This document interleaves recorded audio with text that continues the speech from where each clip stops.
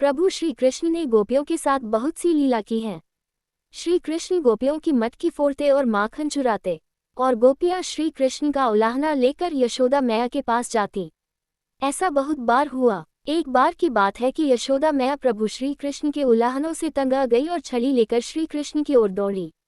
जब प्रभु ने अपनी मैया को क्रोध में देखा तो वह अपना बचाव करने के लिए भागने लगे। भागते भागते श्री कृष्ण एक कुम्हार के पास पहुंचे। कुम्हार तो अपने मिट्टी के घड़े बनाने में व्यस्त था, लेकिन जैसे ही कुम्हार ने श्री कृष्ण को देखा तो वह बहुत प्रसन्न हुआ। कुम्हार जानता था कि श्री कृष्ण साक्षात परमेश्वर हैं। तब प्रभु ने कुम्हार से कहा कि कुम्हार जी, आज मेरी मैया मुझ पर बहुत क्रोधित है। मैया छड़ी लेकर मेरे पीछे आ रही है। भैया, मुझे कहीं छुपा लो। तब कुम्हार ने श्री कृष्ण को एक बड़े से मटके के नीचे छिपा दिया। कुछ ही क्षणों में मैया यशोदा भी वहां आ गई और कुम्हार से पूछने लगी, क्यों रे कुम्हार, तूने मेरे कन्हैया को कहीं देखा है क्या? कुम्हार ने कह दिया, नहीं मैया, मैंने कन्हैया को नहीं देखा। श्री कृष्ण ये सब बातें बड़े से घड़े के नीचे छुपकर सुन रहे थे। मैया तो वहां से चली गई। अब प्रभु श्री कृष्ण कुम्हार से कहते हैं, कुम्हार जी, यदि मैया चली गई हो तो मुझे इस घड़े से बाहर निकालो। कुम्हार बोला, ऐसे नहीं प्रभु जी, पहले मुझे 84 लाख यानियों के बंधन से मुक्त करने का वचन दो। भगवान मुस्कुराए और कहा, ठीक है, मैं तुम्हें 84 लाख योनियों से मुक्त करने का वचन देता हूँ।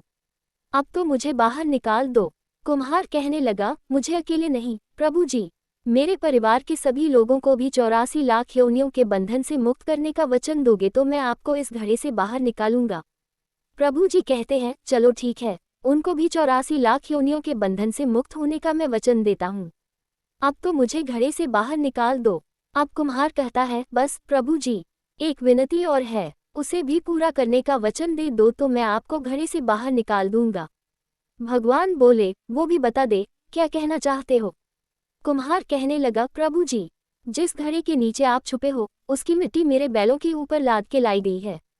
मेरे इन बैलों को भी 84 के बंधन से मुक्त करने का वचन दो।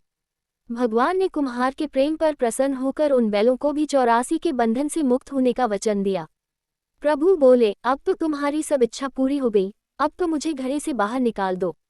तब कुम्हार कहता है, अभी नहीं भगवान, बस एक अंतिम इच्छा और है, उसे भी पूरा कर दीजिए, और वह ये है, जो भी प्राणी हम दोनों के बीच के इस संवाद को सुनेगा उसे भी आप 84 लाख योनियों के बंधन से मुक्त करोगे। बस ये वचन दे दो तो मैं आपको इस घड़े से बाहर निकाल दूंगा। कुम्हार की प्रेम भरी बातों को सुनकर प्रभु श्री कृष्ण बहुत खुश हुए और कुम्हार की इस इच्छा को भी पूरा करने का वचन दिया। फिर कुम्हार ने बाल श्री कृष्ण को घड़े से बाहर निकाल दिया। उनके चरणों में साष्टांग प्रणाम किया। प्रभु जी के चरण धोए और चरणामृत लिया। अपनी पूरी झोपड़ी में चरणामृत का छिड़काव किया और प्रभु जी के गले लगकर इतना रोए कि प्रभु में ही विलीन हो गए। जरा सोचें, जो बाल श्री कृष्ण 7 कोस लंबे चौड़े गोवर्धन पर्वत को अपनी इकनी अंगुली पर उठा सकते हैं, तो क्या वो एक घड़ा नहीं उठा सकते थे? लेकिन बिना प्रेम रीझे नहीं नटवर नंद किशोर। कोई कितने भी यज्ञ करे, अनुष्ठान करे, कितना भी दान करे, चाहे कितनी भी भक्ति करे, लेकिन जब तक मन में प्राणी मात्र के लिए प्रेम नहीं होगा, प्रभु श्री कृष्ण मिल नहीं सकते।